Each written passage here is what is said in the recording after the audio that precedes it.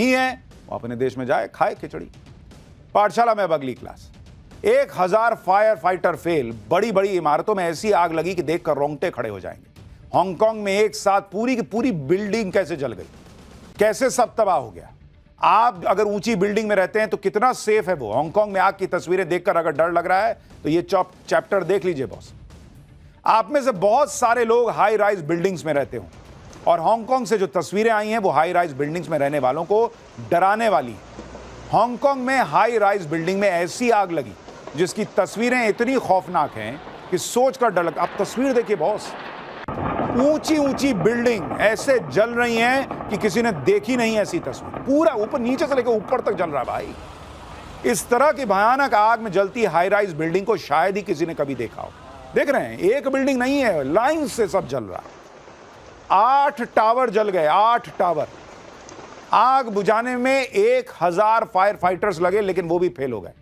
Fire brigade की 100 से ज्यादा गाड़ियां लगी, वो फेल।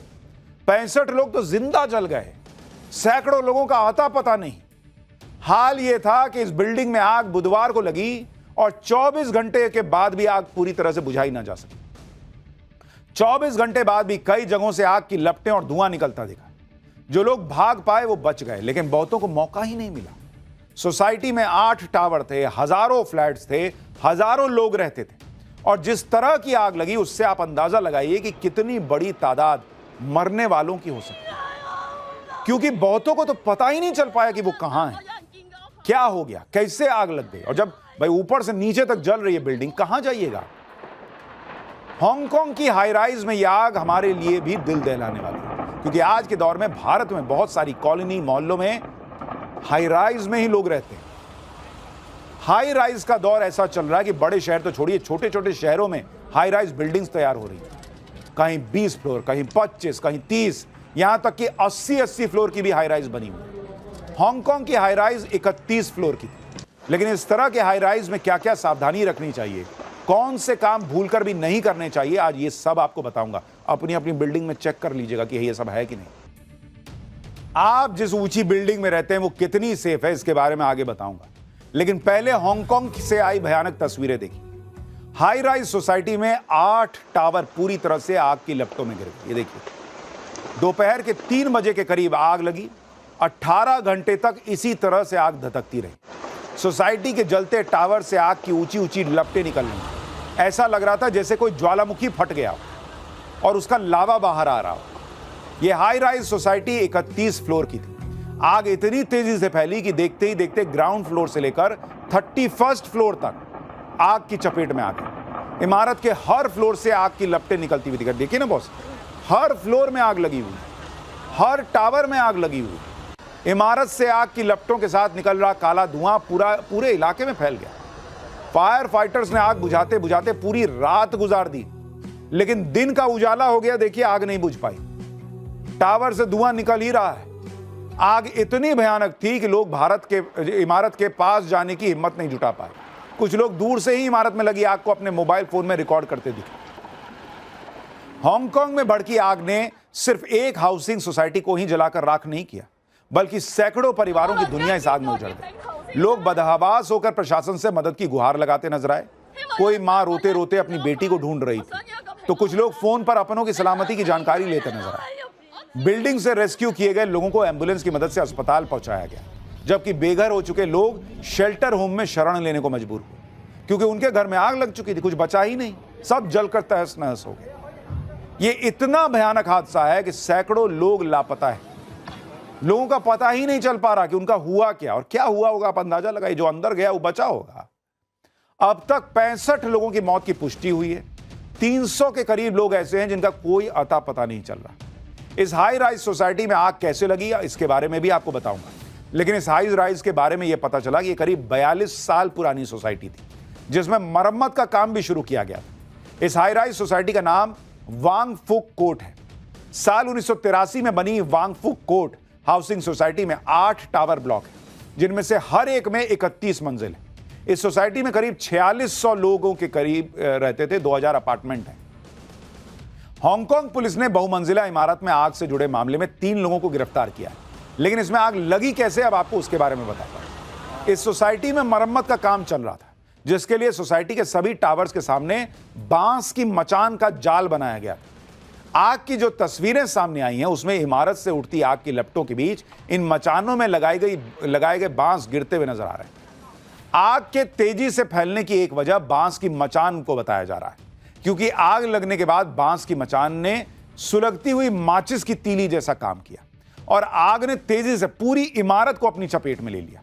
इमारत के निर्माण या मरम्मत के काम में बांस की मचान को हांगकांग की विरासत माना जाता है। सदियों से वहां बांस की मचान का ही इस्तेमाल हो रहा है, क्योंकि बांस जल्दी बढ़ता है, हल्का और मजबूत होता है। इसके अलावा सोसाइटी में मरम्मत के काम की वजह से खिड़कियों को पॉलिस्टाइन की चादर से ढका गया था, जो कि सिंथेटिक प्लास्टिक होता है और अत्यधिक ज्वलनशील होता है।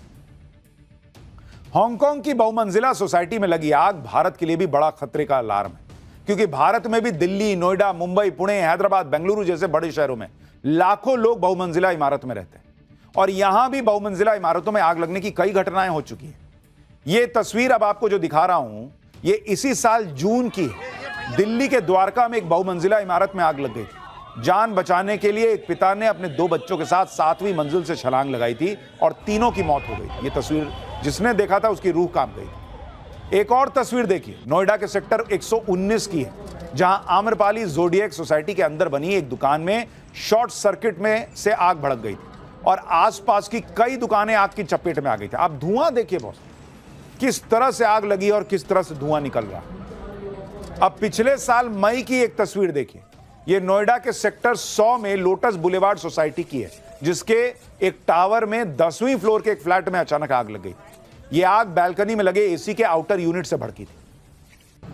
ऐसे में यह समझना भी जरूरी है कि बहुमंजिला इमारत में लगी आग काफी तेजी से नीचे के फ्लोर से ऊपर के फ्लोर्स को कैसे अपनी चपेट में ले लेती है।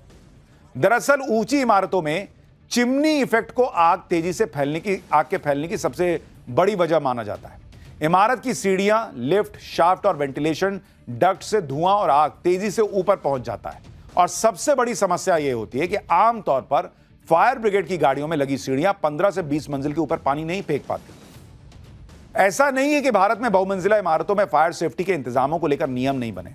भारत में नेशनल बिल्डिंग कोड के तहत ऊंची इमारतों के लिए स्प्रिंकलर सिस्टम, फायर अलार्म जैसे नियम हैं, लेकिन ज्यादातर इमारतों में आग से बचाव के सारे सिस्टम सिर्फ नई इमारत तैयार होते वक्त ही चेक किए जाते हैं। बाद में इन पर ज्यादा ध्यान नहीं दिया जाता और सोसाइटीज में फायर ड्रिल को भी गंभीरता से नहीं लिया जाता।